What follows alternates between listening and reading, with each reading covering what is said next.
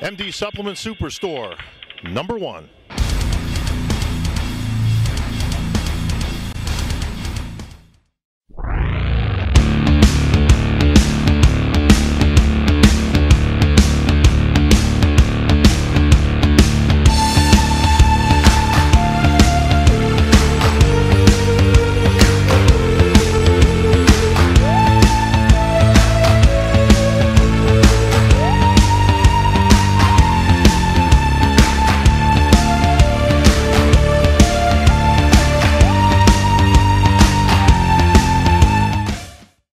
Hello everyone and welcome back to The Last Rep. I'm Bob Ciccarello along with Peter McGuff. Peter, I just got back off the plane literally last night from FIBO in Germany.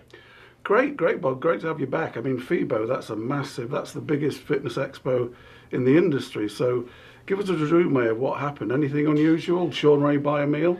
No, not that unusual, but it was huge. I mean, just to give people a reference, if you've never been to FIBO, if you've been to the Arnold or the Olympia, and we all know how big those are, you could fit probably 10 Arnolds into one FIBO. That's how big it is. And it's not just bodybuilding. It's bodybuilding, fitness. They had Zumba classes. They had anything to do with anything, and it comes to the world of fitness, be it clothing, obviously supplements, branding, that type of thing. But all the superstars were out. Absolutely, and it's been running for something like 30 years with that sort of reputation. It's massive enterprise. And the bodybuilders are very well received. All the top guys are there.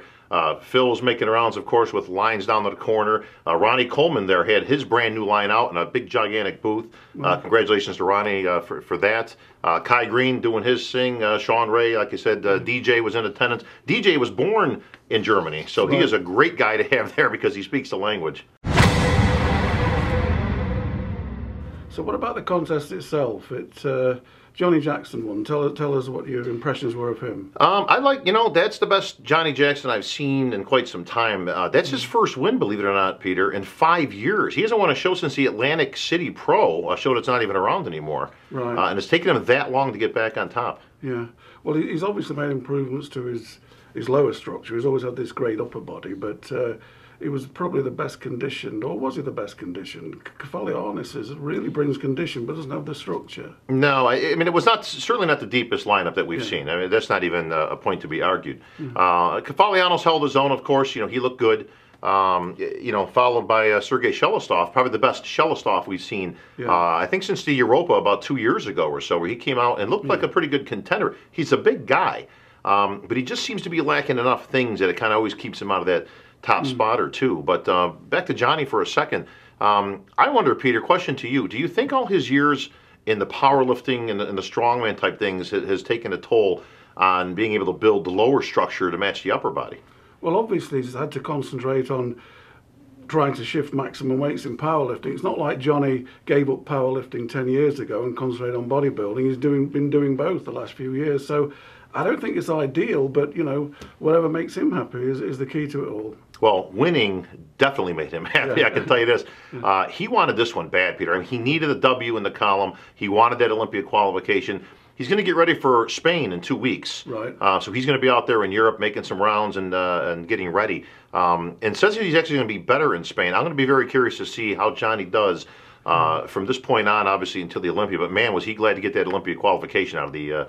Yeah, it was a bit of a surprise not to see a stronger lineup, to be honest. With the new point system and everything, you'd have thought maybe people like Tony Freeman or Ednon or Hide, who had a chance of winning and scoring some big points, would have jumped in there to get some points together, but it didn't turn out that way. And all those guys were there. Hide was there at the Gasperi booth. I mean, all those guys. Dexter was there, who won last year. Ronnie Rockel, I did see kicking around. It looked like he was in good shape, but he wasn't in the show. But you're right. A lot of Olympia points up for grab. Big $10,000 check to Johnny Jackson, Olympia qualification. So congratulations to Johnny. Job well done.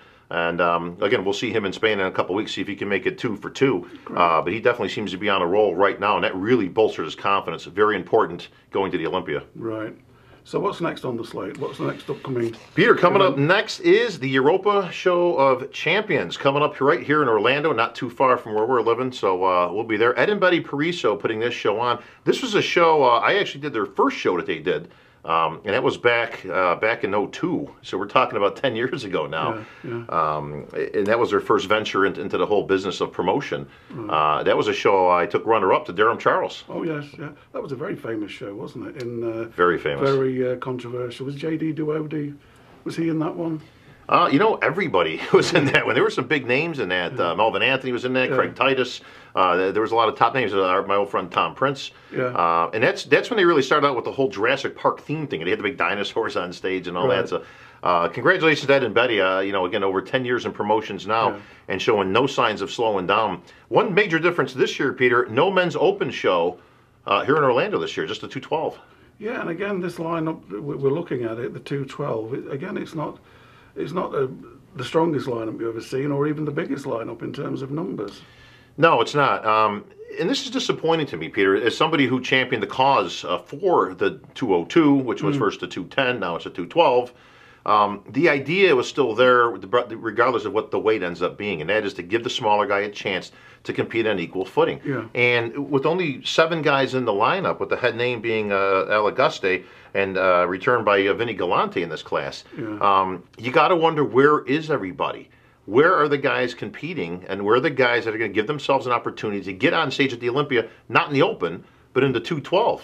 Yeah, I mean, it is surprising. Let's just hope it's an early season blip, and we're going to get a flood of quality 212 guys coming into later contests. Well, one thing we have to take into consideration is that if you look at the Olympia standings, and you can check that out on NPCNewsOnline.com, you're already seeing about 14 guys qualified already. So it's a little bit disingenuous to think that the system doesn't quite work yet, because the point system that we're talking about was just put in place. That said, there was a lot of guys that were qualified from the Olympia last year, and the shows that were immediately right after it. Now those shows count for this year, so it's going to be a little bit different for next year. So I think we got to give a little time still. But I'd still like to see more support from these guys out there. If they think they're going to do better in the open, have at it. That's it. I mean, one thing that is on the up and up in Orlando is obviously the partnership of Ed and Betty. They slowly, they've built up this franchise effect. They do these 4 big shows, and they really do put a lot back into the sport. Oh yeah, and that's not, they have the 212, but they also have a lot of the women's shows there, of course. And every one of their shows, of course, will have different lineups. So they do have Men's Open in Dallas, and that's a huge show later on in the year that we will cover, of course, extensively. That is going to be a big lineup. But yeah, Ed and Betty are still going strong. But what he's done, if you notice, is he's created kind of a FIBO here in the U.S. with all 4 of those Europa shows. They're huge, and they have a lot of stuff involved. It isn't necessarily bodybuilding. All the superstars will be in attendance in Orlando this week, but they won't necessarily be on stage. But that's good for the fans, Peter, because they get to interact with the Jay Cutlers and the Phil Heaths and a lot of these guys that are out there. So they'll be shaking hands and kissing babies. Absolutely. I mean, the message is, if you're in Florida this weekend, Orlando's the place to be if you're a true bodybuilding and fitness fan. Not just to see these competitions, but see all the other stars. All right, Peter. Well, speaking of superstars, we're going to catch up with the Olympia qualification series when we come back after the break. I train with Max. I train with Max. I train with Max. I train with Max. I train with Max. I train with Max.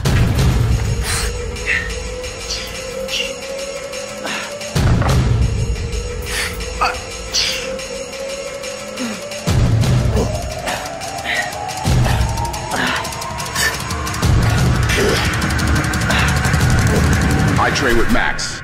Do you?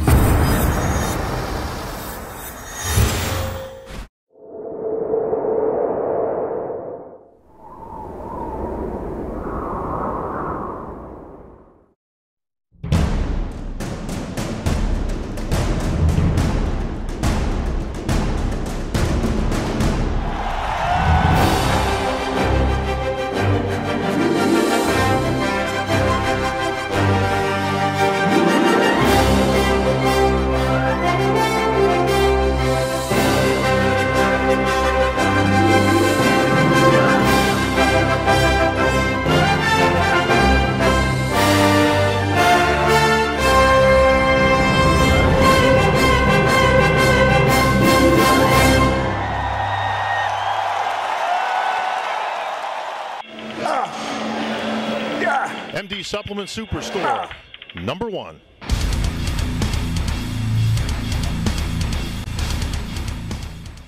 And welcome back from the break, everyone. All right, Peter, before we went to the break, we were talking about Olympia standings. We now add the 12th man into those standings in Johnny Jackson? Yeah, Johnny's going to add to the lineup. Obviously, we've got the big guys in there. We've Phil Heath, Kai Green. We've got a couple of guys that we're not sure about who have qualified. Jay Cutler, we're not 100% sure that he's going to be back from that injury. And Victor Martinez has been detained elsewhere. We don't know the outcome of that yet. So there's two big names that might not make it. Where do you put Johnny into this into the standings? Meaning, is he a top 10 guy with the improvements that he's made? I remember 2 or 3 years ago he was 12th, and I think he should have been the top 10. I think his conditioning was superb.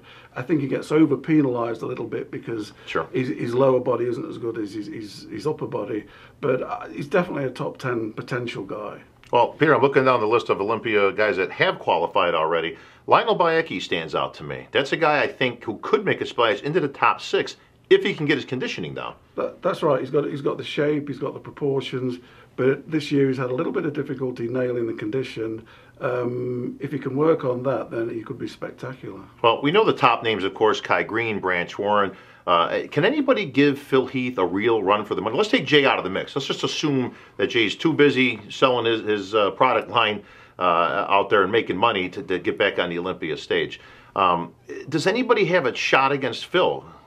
Well, if Phil comes in the way he did last year, or even better, I can't see that happening with anybody in the present light. They've got to make a quantum leap forward to beat Phil. Of course, Phil has messed up a couple of times at the Olympia, but now he's the champion. I think he's got the confidence, the momentum to maybe go on. Well, the difference this year, Peter, is going to be that instead of trying to become the champion, he is the champion, and that means he has to defend the title.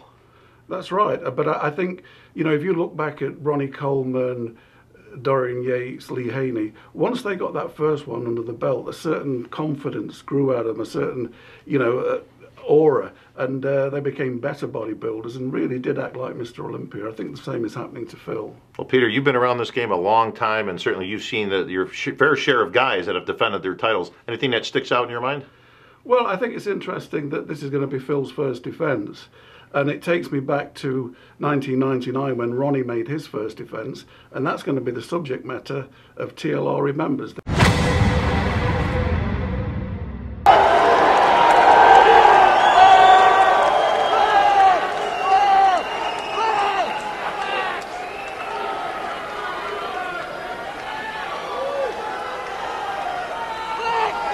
Second place will receive a check of $50,000. Certificate, the Silver Sandow Medal, and the Silver Mr. Olympia Medal, being presented by Dr. Scott Connolly of Metrics and Peter McGough of Flex Magazine.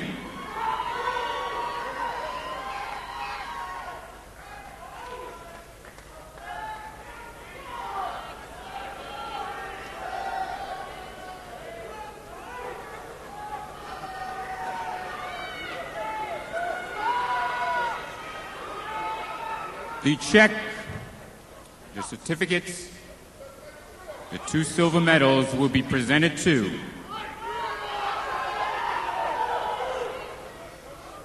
Flex Wheeler.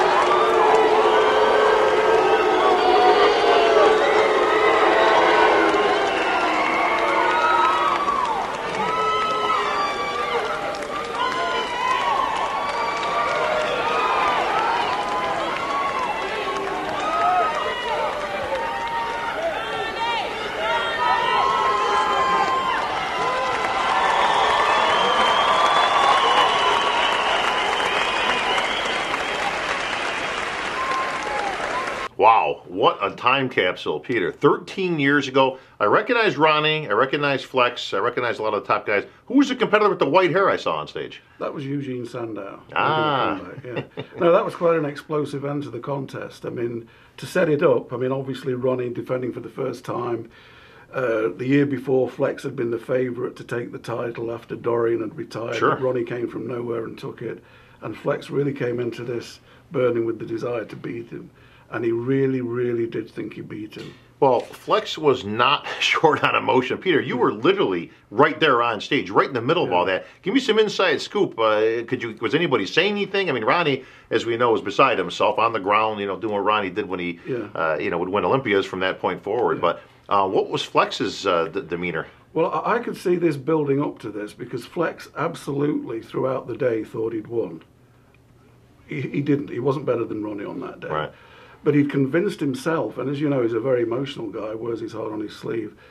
And so when they were waiting for the second place announcement, and I had the second place check, I didn't know what was going to happen.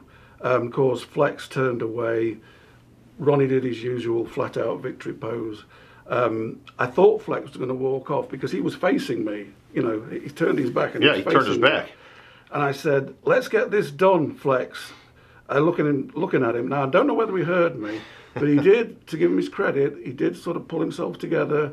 We put the medal on the throat, and then we had the awards. But then at the end, he took the medal off, pounded his chest, went forward to the audience, said, "I'm number one," and then walked off stage. Not walked off stage, he didn't leave the stage. He left the stage, yeah. And it was, the strange thing was, just to fill in the history, Flex used to be a weeder athlete. He left in 1998. Ronnie came on in 1999. So I think the last person Flex wanted to be seen standing there with the runner-up was a weeder guy, because there was all talks of conspiracy. Sure. A weeder guy will always win.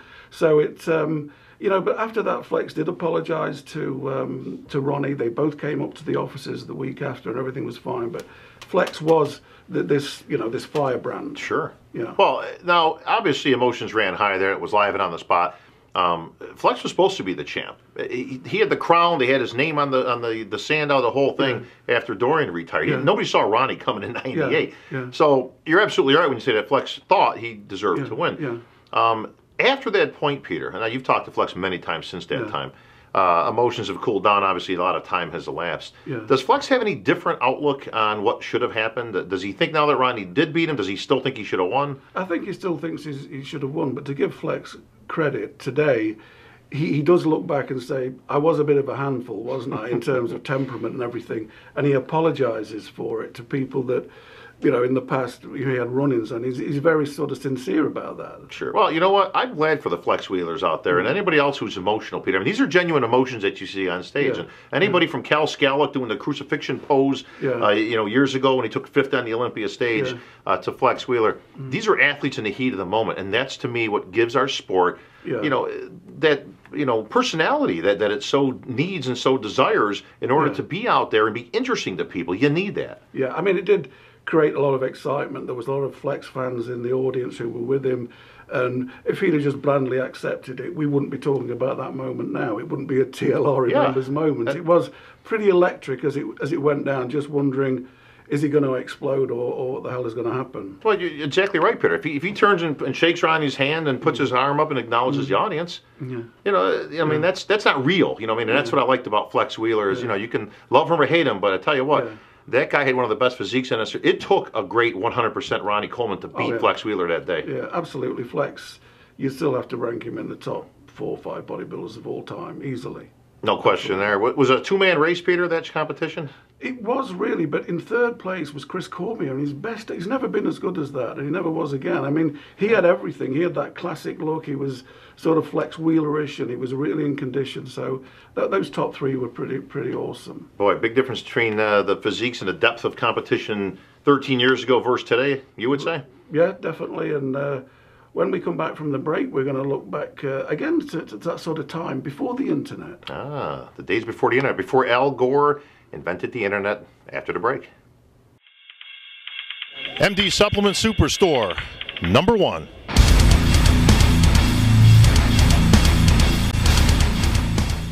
Hydrolyze Ultra, the leader in cellular hydration water, has been designed by shrinking and reshaping molecules to allow a faster and more sustained delivery into your cells, along with adding electrolytes to our special ingredients. This allows all nutrients to be absorbed at a maximum cellular state. Get the advantage that top athletes have achieved. Try Hydrolyze Ultra today. Visit hydrolyzeultra.com. All right, Peter, back from the break. Peter, we go back to bodybuilding. We're talking about bodybuilding shows in the 90s, but we go back obviously a lot farther than that, before the internet was around. How has this changed, obviously, in terms of coverage of bodybuilding shows and the sport in general? Well, I mean, this show itself is a manifestation of it. It's an online enterprise, you know, originated by your good self. These things weren't possible before, you know, instant access, instant pictures. Back in the old days, even up to maybe 2000, you know, a magazine report of the Olympia, the biggest contest of the year, would be shot on film. There was no internet coverage. You would write the report on the Saturday and Sunday, file it on the Monday, and hope that the pictures bore justice to what you say, because nobody saw the pictures till Wednesday or Thursday had to be developed, and it was too late to change anything. Nowadays, you can actually write a report and then look at all the pictures, you know, and say, oh, well, maybe his calves weren't that bad or whatever. Right, so maybe it's a bit easier. But it is more hectic covering contests now, because all you could do in those days was go to the contest, record what you saw, do a few interviews, then you went out for a meal. Along came the internet, and there you were up until 3 in the morning loading pictures and everything, especially in the earlier days. Peter, have you seen a big change? Now, in the old days, we're talking about the old days affectionately as only really about maybe a dozen years ago or so, internet-wise. You had to be, you know, somewhat of an expert to write for a bodybuilding magazine. You know, if you're a writer covering competitions, that type of thing. Everybody seems to be an expert now. Everybody has an opinion, of course, but everybody can watch these things in real time. You know, streaming live on bodybuilding.com. We did the webcast for years. Yeah. Has that made a change into obviously the public's perception of what really happened at the show?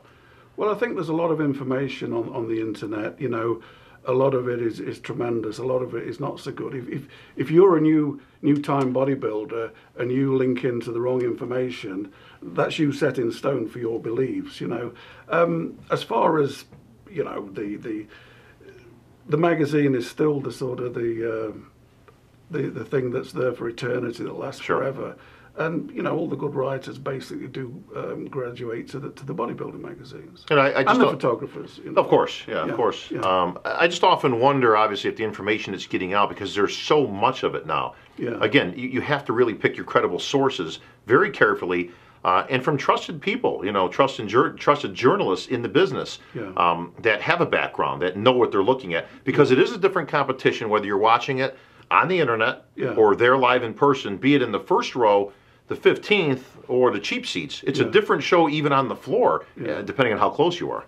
Yeah, and that's why MDs does such a great job. You know, when they do the play-by-plays and the analysis, it's Sean Ray, yourself, Dorian Yates, Flex Wheeler, people that have all earned the spurs.